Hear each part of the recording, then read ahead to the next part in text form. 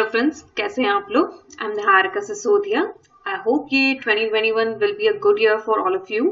आज मैं आपके लिए लेकर आई हूँ एक टॉपिक जो कि करंटली न्यूज में था, विच वॉज नागालैंड को डिस्टर्ब एरिया डिक्लेयर कर दिया गया है आर्म्स फोर्स एक्ट के अंदर।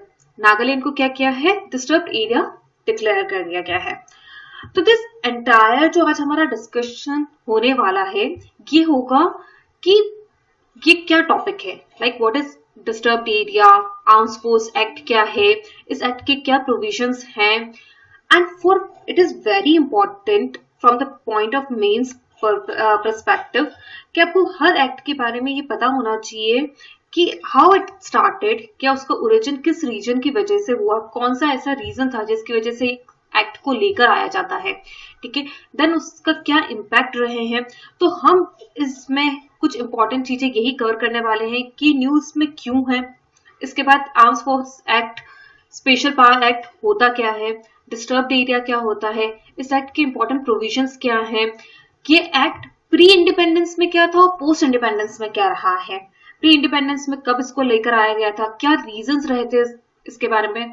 बीच बीच में बहुत सारी सुप्रीम कोर्ट की गाइडलाइंस आई हैं, उसमें में से हम लोग एक दो गाइडलाइंस देखेंगे कि क्या आई है, कुछ कमेटी रिपोर्ट्स आई हैं इसके ऊपर, उनको हम लोग देखने वाले हैं कि जो कमेटीज फॉर्म की गई थी एंड हम इसको कैसे कंक्लूड कर सकते हैं। So let's get started with the act. सबसे पहले आते हैं कि why this was in news. Ministry of home affairs ने रिसेंटली नागालैंड स्टेट को डिस्टर्ब एरिया डिक्लेयर कर दिया है, किसके अंदर, आपके arms force special power act के अंदर, जो कि है 1958 वाला। So what was according to ministry of home affairs, Nagaland को डिस्टर्ब एरिया क्यों डिक्लेयर किया गया, because the ministry of home affairs is in the view that कि जो एरिया है, the entire state of Nagaland जो है वो डिस्टर्ब और डेंजरस कंडीशन के अंदर है, that is disturb and dangerous condition के अंदर है। इसलिए वहां की जो सिविल पावर, यहाँ की यानी कि वहां का जो पुलिस है, उसको आर्मी की हेल्प चाहिए सो डेट वो वहां पर क्या कर सके, उस एरिया के अंदर पीस लेकर आ सके। ये पूरा किसका व्यू है, मिनिस्ट्री ऑफ होम अफेयर्स का। इसलिए उन्होंने क्या किया है, जो एंटायर स्टेट ऑफ नागालैंड है उसको डिस्टर्ब्ड एरिया डिक्लेयर कर दिया है, ठीक है। अब ये डिस्टर्ब एरिया होता क्या है, ऐसी क्या कंडीशंस है जिनको डिस्टर्ब मानी या डेंजरस मानी जाती हैं, ऑल्सो ये आर्म्स फोर्स एक्ट है क्या एक्चुअली, इसके बारे में हम लोग डिटेल में इस वीडियो में पढ़ने वाले हैं। सो स्टे ट्यून और पूरा आप लोग वीडियो देखिएगा तो आपको इसकी बेटर अंडरस्टैंडिंग हो पाएगी। Okay, let's start with the most important point जो इस पूरे न्यूज में था, दैट इज, एंड यूपीएससी के पॉइंट ऑफ व्यू से भी only this point is important, ठीक है। यूपीएससी आपसे ये नहीं पूछेगी कि नागालैंड में कितने महीनों के लिए एक्सटेंड किया गया है, यूपीएससी आपसे आर्म्स फोर्स एक्ट के बारे में पूछेगी। तो आपका आर्म्स फोर्स एक्ट है क्या, ये एक स्पेशल पावर्स देता है किसको, आर्मी फोर्सेस को, ताकि वो एक्ट कर सके किस एरिया में, जिस एरिया को डिस्टर्ब किया डिक्लेयर किया गया है उस एरिया में इस तरीके से एक्ट कर सके कुछ स्पेशल पावर्स के साथ कि उस एरिया के अंदर वो क्या लेकर आ सके, शांति लेकर आ सके, ठीक है, उस एरिया को आराम से ज्यादा मैनेजेबल बना सके, ठीक है। इसको है ना पार्लियामेंट ऑफ इंडिया ने पास किया था, कब, 1958 के अंदर, किस लिए, ताकि स्पेशल पावर्स दे सके किसको, इंडियन आर्म्ड फोर्सेस को, ताकि वो क्या कर सके, मेंटेन कर सके क्या, पब्लिक ऑर्डर, किसके अंदर, डिस्टर्ब्ड एरियाज के अंदर। ये आपकी आर्मी जो वहां की स्टेट और सेंट्रल पुलिस है उसको कुछ स्पेशल पावर्स देती है। वो स्पेशल पावर्स क्या है वो हम लोग अभी देखेंगे कि इसके की प्रोविजंस में हम लोग देखेंगे कि क्या क्या पावर इसको देती हैं।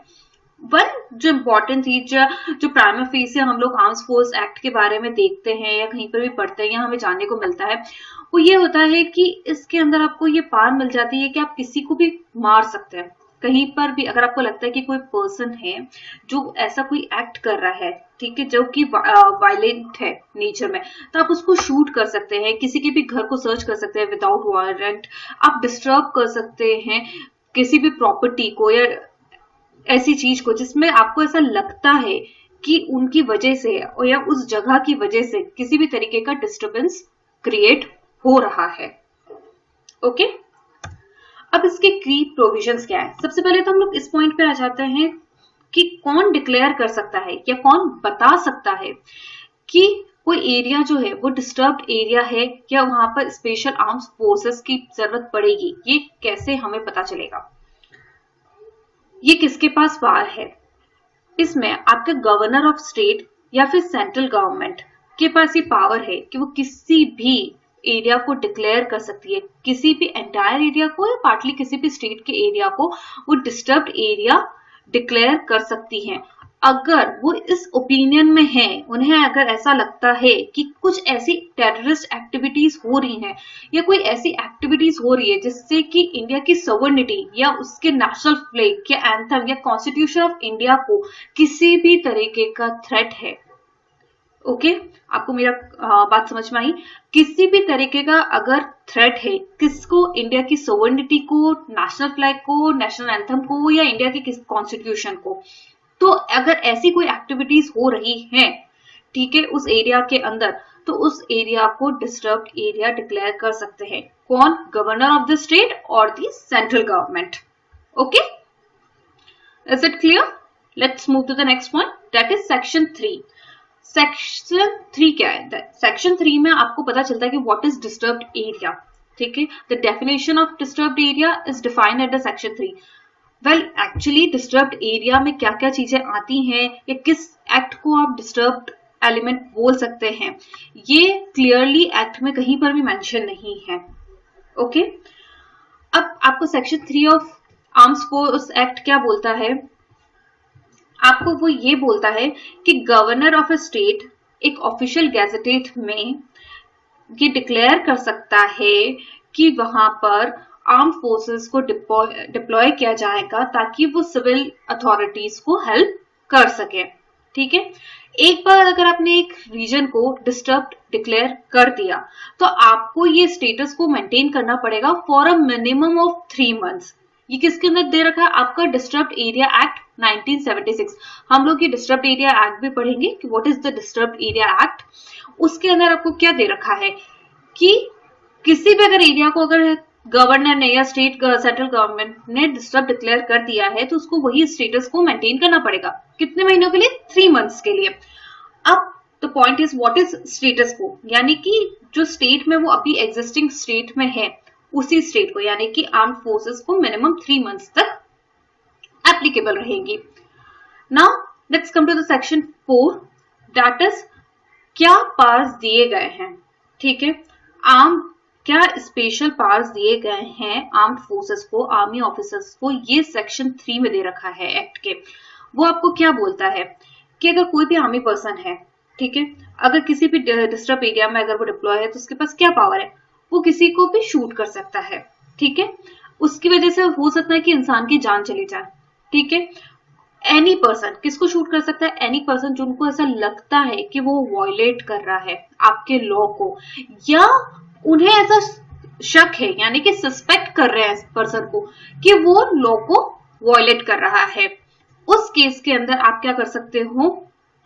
उस इंसान को शूट कर सकते हो। आपको सस्पेंशन किस चीज की वजह से हो? आप कहते हैं कि उस इंसान ने क्या कर रखा है, असेंबली ऑफ पीपल है, बहुत सारे लोग ग्रुप बनाकर इकट्ठे हो रखे हैं, या कोई वेपन कैरी कर रहा है, या किसी तरीके की स्पीच है, स्पीच इस तरीके की थिंग्स अगर वो कर रहा है तो उस एरिया उन केसेस में आर्म फोर्स ऑफिसर उसको क्या कर सकता है? सस्पेक्ट मान सकता है, ही कैन शूट हिम और हाँ, ठीक है। लेकिन इसमें एक चीज है जो गवर्नमेंट बोलती है, जो एक्ट बोलता है कि अगर आप ओपन फायर कर रहे हो तो उससे पहले आपको एक वार्निंग देनी पड़ेगी, पर ये सिर्फ एक्ट में गिवन है। इसके अलावा जो सिक्योरिटी फोर्सेस हैं वो किसी भी पर्सन को अरेस्ट कर सकती है विदाउट वारंट। आपको वारंट की जरूरत नहीं है, किसी भी पर्सन को आप गिरफ्तार कर सकते हो। किस बेसिस पे? आपको लगता है कि आइदर तो उस पर्सन ने क्राइम कमिट किया है, और अगर उसने क्राइम कमिट नहीं भी किया लेकिन आपको ऐसा लगता है कि he is about to commit a crime, आप उस बेसिस पे, पर आपको कुछ रीजनेबल बेसिस देने पड़ेंगे कि आपको किस वजह से ऐसा लगता है कि वो पर्सन ये क्राइम कमिट कर सकता है। उस बेसिस पे आप क्या कर सकते हो? उस पर्सन को अरेस्ट कर सकते हो बिना किसी वारंट के। ऑल्सो आप कहीं का भी सर्च कर सकते हो, किसी भी हाउस को, एरिया को आप सर्च कर सकते हो। उसके लिए आपको ना तो पर्सन की कंसेंट की जरूरत है, ना ही आपको किसी सर्च वारंट की जरूरत है। ये स्पेशल पावर है इनके पास। उसके अलावा सिक्योरिटी फोर्सेस को लीगल इम्यूनिटी मिलती है उनके एक्ट की। लीगल इम्यूनिटी का मतलब क्या होता है कि आर्मी को अपने किसी भी एक्ट की वजह से जो कि आपके किसके वॉयलेशन ऑफ लॉ हो रहा है उसके लिए आपको लायबल नहीं ठहराया जाएगा। ऐसी ये दैट इज कॉल्ड आपकी लीगल इम्यूनिटी कि अगर कोई आर्म सिक्योरिटी फोर्सेस ऐसा कोई वॉयलेशन ऑफ लॉ करते हैं, ठीक है, उसके लिए भी उन्हें लायबल नहीं ठहराया जाएगा। इससे रिलेटेड बहुत सारे इनके इश्यूज हुए हैं, वो उनके बारे में हम लोग लेटर ऑन पढ़ेंगे कि इस लीगल इम्यूनिटी की वजह से मेजर जो अनरेस्ट हम देखने को मिलता है नॉर्थ ईस्टर्न स्टेट्स में, that is the main region is legal immunity. Now कोई अगर प्रोसिक्यूशन ऑफिसर है या कोई भी ड्यूटी पे ऐसा पर्सन है या जो भी पर्सन ऑन ड्यूटी है, अगर वो कोई ऐसा एक्ट करता है that is the violation of human rights, then अगर आप उसके अगेंस्ट अगर कोई भी प्रोसिक्यूशन लेकर आते हैं, यानी कि उसके अगेंस्ट आप कुछ ऑफिशियली इंक्वायरी या ऑफिशियली कुछ कंप्लेन लेकर आते हैं, तो उसके लिए आपको प्रायर परमिशन लेना पड़ेगा सेंट्रल गवर्नमेंट का। ओके, ये आपको की प्रोविजन समझ में आ गया। बस वेरी सिंपल सी चीजें हैं इसमें, बेसिकली अबाउट द पावर्स जो कि है ना दी गई है आर्म फोर्सेस को। फर्स्ट वो लोग किसी को भी शूट कर सकते हैं सस्पेंशन के सस्पेक्ट के बेसिस पे भी और क्राइम के बेसिस पे भी। सेकंड, वो लोग अरेस्ट कर सकते हैं किसी भी पर्सन को विदाउट वारंट। ओके, थर्ड, आप किसी भी जगह का क्या कर सकते हैं, सर्च कर सकते हैं, आपको कंसेंट की जरूरत नहीं है, आपको लीगल इम्यूनिटी मिलेगी। प्लस अगर आपके अगेंस्ट अगर कोई प्रोसिक्यूशन होता है तो उसके लिए आपको सेंट्रल गवर्नमेंट से क्या लेना पड़ेगा, आपको परमिशन लेना पड़ेगा। Now what is disturbed area? Section 3 जो है आर्म्स फोर्स एक्ट का, वो डिफाइन करता है कि डिस्टर्ब्ड एरिया क्या है। डिस्टर्ब्ड एरिया एक टेरिटरी है जो कि या एक एरिया है जो कि डिक्लेयर करा है गवर्नर ने या फिर आपके एडमिनिस्ट्रेटर ने यूनियन टेरिटरी के, सेंट्रल गवर्नमेंट के, कि यहाँ पर कुछ भी मतलब कुछ थिंग्स ऐसी हो रही हैं जो कि डेंजरस हैं या फिर डिस्टर्बिंग नेचर की हैं। ठीक है, अब क्या है कि जो स्टेट गवर्नमेंट है वो सजेस्ट कर सकती है कि एक्ट रिक्वायर्ड है या नहीं है, बट जो सेक्शन 3 है एक्ट का वो ये बोलता है कि जो स्टेट गवर्नमेंट को ओपिनियन है उसको गवर्नर या सेंट्रल ओवर रूल कर सकती है। यानी कि अगर स्टेट गवर्नमेंट ये आपको बोलती है कि नहीं इस एरिया को आप डिस्टर्ब एरिया डिक्लेयर नहीं कर सकते, ऐसा कुछ अनफेस्ट नहीं है यहाँ पर, बट अगर गवर्नर और द सेंट्रल गवर्नमेंट इस व्यू में है कि नहीं this area should be declared disturb area, then they can overrule what the state government has said. Okay, initially जब ये एक्ट फोर्स में आया था 1958 के अंदर, तो आपका जो स्पेशल पावर्स एक्ट लगाने का जो राइट था वो गवर्नर ऑफ स्टेट को दिया गया था। ठीक है, देन इन 1978 के अंदर सेंट्रल गवर्नमेंट को ये पावर दिया गया विद एन अमेंडमेंट कि वो किसी भी एरिया को डिस्टर्ब्ड एरिया डिक्लेयर कर सकती है। ठीक है, अब क्या हुआ, सेंट्रल गवर्नमेंट ने कब डिक्लेयर किया था, तो इसमें एक रिलेटेड 1978 से रिलेटेड एक इंसिडेंट है। त्रिपुरा को डिस्टर्ब्ड एरिया डिक्लेयर किया गया था सेंट्रल गवर्नमेंट की वजह से, जो कि किसके अपोजिशन के बाद था, स्टेट गवर्नमेंट के अपोजिशन के ऊपर ओवररूल करके सेंट्रल गवर्नमेंट ने त्रिपुरा को डिस्टर्ब्ड एरिया डिक्लेयर किया था। ओके, अब एक्ट के अंदर कोई ऐसा एक्सप्लिसिटली एक्सप्लेन नहीं है कि किन सर्कमस्टांसेस को आप कंसिडर करेंगे कि it can be considered as a disturbing act. ऐसे कोई आपका एक्ट सिर्फ आपको इतना बोलता है कि ऐसा कोई भी एरिया है जो कि डेंजरस या डिस्टर्बिंग कंडीशंस में है, जहां पर जो वहां की सिविल पावर है उसको मिलिट्री हेल्प की जरूरत पड़ेगी, ऐसा नेसेसरी है, तो उस केस में आप वहां उस एरिया को डिस्टर्ब्ड एरिया डिक्लेयर कर सकते हैं। बट क्या कंडीशंस होंगी, क्या सिचुएशंस होंगी, कौन से सर्कमस्टांसेस को आप कंसिडर करेंगे, ऐसा कहीं पर भी एक्ट में मेंशन नहीं है। It's just an interpretation of state government and central government and governor. Now हम शुरुआत करते हैं कि आर्म्स फोर्स एक्ट वाली चीज आई कहां से थी और ये क्यों आया, व्हाट वाज द रीजन, इसके बारे में हम लोग अब डिस्कस करते हैं। दैट इज, अब हम चलते हैं इंडिपेंडेंस के पहले के एरा में, जब हम लोग ब्रिटिश रूल में थे।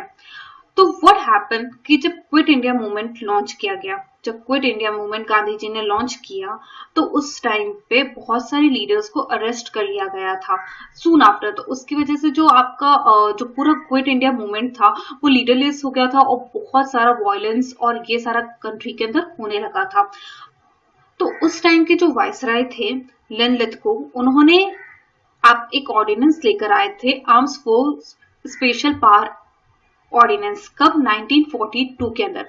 ये ऑर्डिनेंस आपको क्या बोलता था? ये ऑर्डिनेंस एक इंसान को पावर देता था कि वो क्या कर सकती है, किसी भी इंसान को मार सकती है अगर कोई भी इंटरनल डिस्टर्बेंस फेस कर रहे हैं। तो इसी लिए जब इसी तो ये जो लाइसेंस टू किल वाली चीज जो इस ऑर्डिनेंस में आई थी, वहीं से arms force special powers act की शुरुआत होती है। This was first quit India movement के टाइम पे इंडिया में आया था। लेटर ऑन जब हमारा पार्टीशन हो रहा था और कंट्री में जब बहुत ज्यादा अनरेस्ट हो चुका था, बहुत सारे दंगे वंगे हो रहे थे, तब उस टाइम पे इस एक्ट को फिर से लेकर आए थे। कौन लेकर आए थे? तब जो इंडियन गवर्नमेंट थी वो फिर से ऑर्डिनेंस में 1947 में इसको लेकर आई थी, ताकि वो अपने जो इंटरनल सिक्योरिटी इश्यूज और जो अनरेस्ट उस वक्त हो रहा था उसको सप्रेस कर सके। ठीक है, तो उस टाइम वो कौन से 4 प्रोविजंस में लेकर आई थी? वो कौन से 4 प्रोविंस में लेकर आई थी? That is Bengal, Assam, east Bengal and United province. इन 4 प्रोविंस के अंदर वो क्या है, इंडियन गवर्नमेंट इसको लेकर आती है ऑर्डिनेंस को 1947 के अंदर, ताकि जो इंटरनल सिक्योरिटी इश्यूज और जो अनरेस्ट उस वक्त कंट्री में हो रहा था उसको क्या कर सके, सप्रेस कर सके। ठीक है, तो हम लोगों ने प्री इंडिपेंडेंस पढ़ा 2 इवेंट में। 1942 में तो ये आया क्विट इंडिया मूवमेंट के टाइम पे, then at the time of partition Indian government जो थी उसने इसको फिर से यूज किया।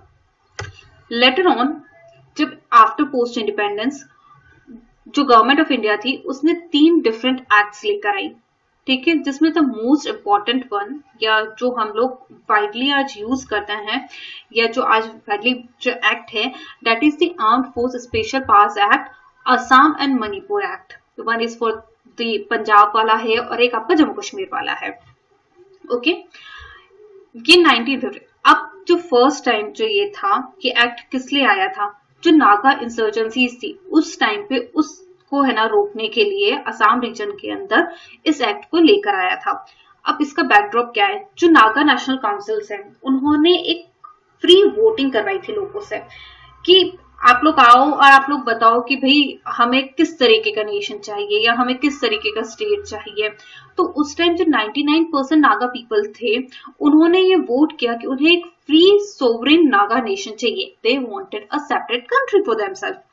ये कब हुआ था? 1951 के अंदर। ठीक है, इसके बाद उन्होंने क्या किया, जो नागा काउंसिल्स थी और जो नागा पीपल्स थे उन्होंने जो जनरल इलेक्शन था 1952 का उसको भी कंप्लीटली बायकॉट किया।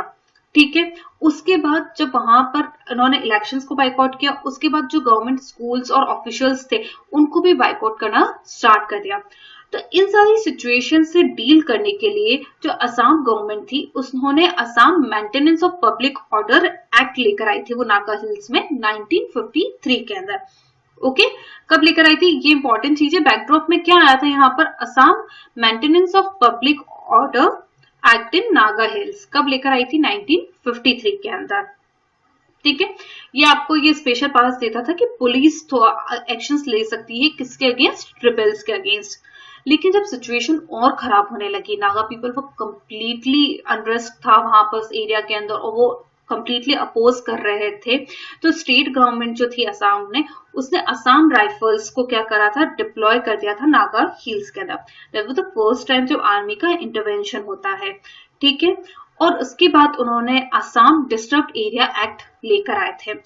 ठीक है, जिसने एक लीगल फ्रेमवर्क प्रोवाइड कर दिया था कि पैरामिलिट्री फोर्सेस को आप क्या कर रहे हो? डिप्लॉय कर रहे हो वहां पर, ताकि स्टेट के अंदर जो है ना इंसर्जेंसीज हो रही है उनको कॉम्पैक्ट कर सके वहां के सिविल पावर के साथ।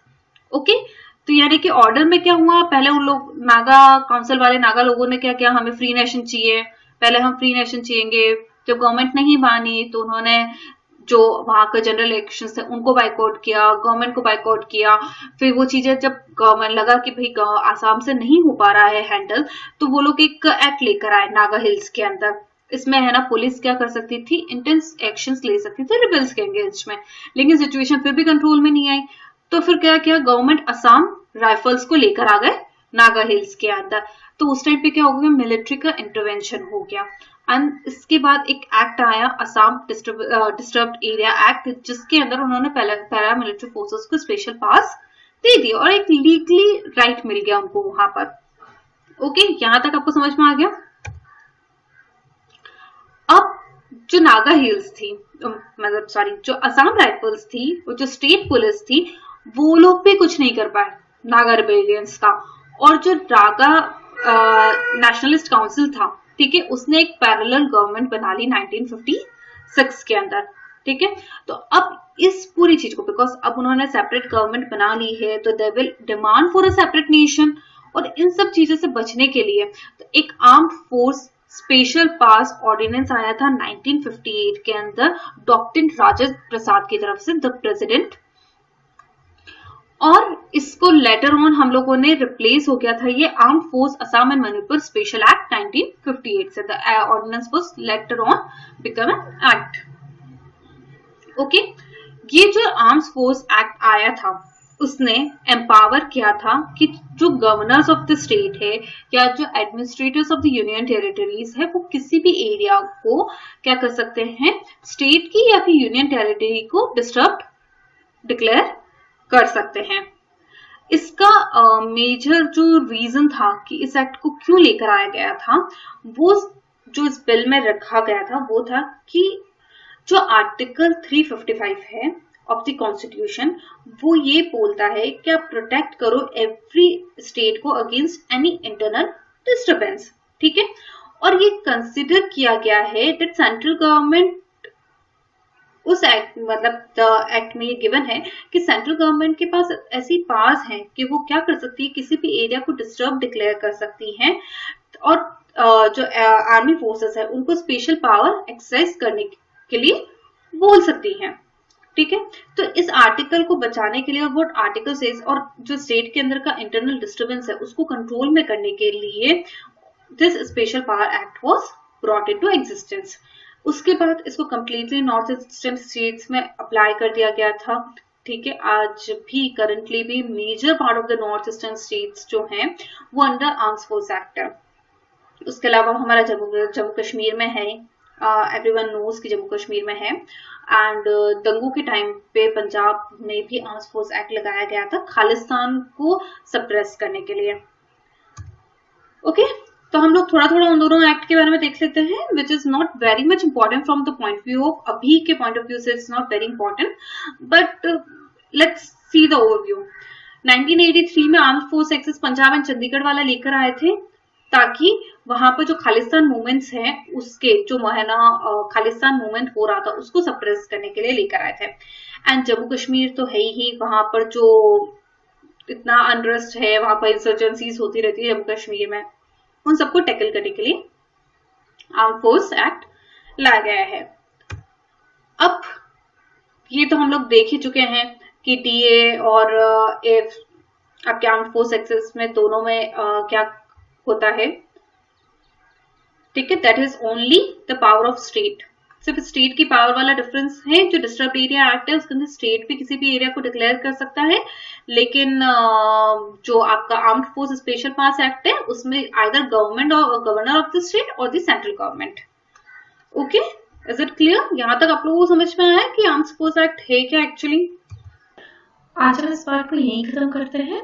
नेक्स्ट पार्ट के अंदर हम लोग देखेंगे कि सुप्रीम कोर्ट की क्या क्या गाइडलाइंस लेकर आई है इसके रिलेटेड, कौन कौन सी कमिटीज हैं, जैसे कि हम लोग जीवी रमन कमेटी के बारे में पढ़ेंगे, हेगड़े कमेटी के बारे में पढ़ने वाले हैं। सुप्रीम कोर्ट की गाइडलाइंस देखेंगे जो कि 1998 के अंदर आई थी, 2016 के अंदर आई थी। ऑल्सो और जो इससे रिलेटेड जो टॉपिक्स हैं, जैसे कि अभी करंट स्टेटस क्या है नागालैंड के अंदर, और उसके अलावा इस एक्ट के क्या क्रिटिसिज्म है, इसके फेवर में क्या थिंग्स हैं, प्लस व्हाट इज ओवरऑल, हम लोग ओवरऑल क्या कंक्लूड कर सकते हैं, ये हम लोग इसके सेकंड पार्ट के अंदर देखेंगे। एंड आई डोंट वांट कि वीडियो बहुत ज़्यादा लंबा हो। अगर आप लोगों को ये वीडियो अच्छा लगा है और आप चाहते हैं कि इसका सेकेंड पार्ट भी मैं लेकर आऊँ, तो प्लीज़ आप कमेंट करके बताइएगा। Thank you very much.